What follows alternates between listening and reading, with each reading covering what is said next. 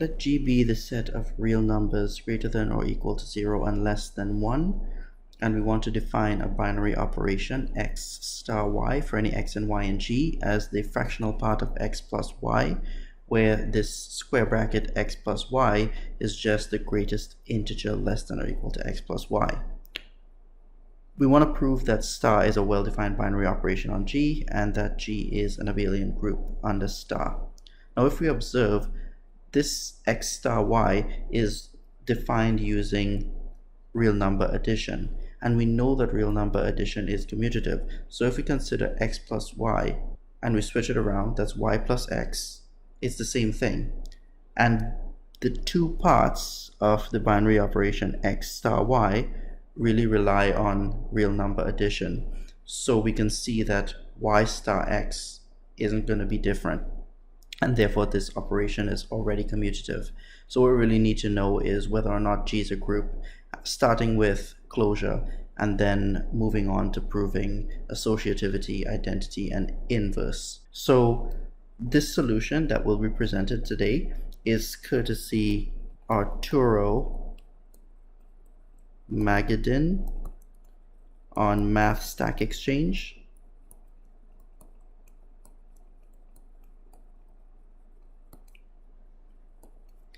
Thank you, Arturo, for posting that answer because it really helped clarify my understanding of this question.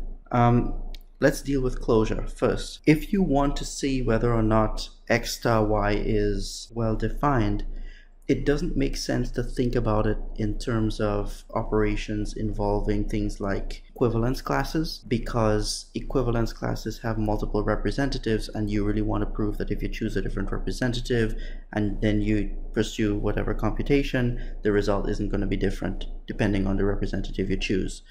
Here we're just dealing with straightforward real numbers. So let's get on to talking about well-definedness. Overall, this is giving the fractional part of x plus y. Now let's consider any arbitrary real number x, just any real number. The quantity x minus the floor of x is of course going to be contained in G. Now if we restrict to G itself, let's take a y that is already in G. So let y be in G. Then y minus the floor of y is just going to be the same thing as y minus 0, which is of course in G. So this operation is of course well defined because it takes elements of G and it maps it back to G. Therefore, we don't have this issue of jumping out of the set.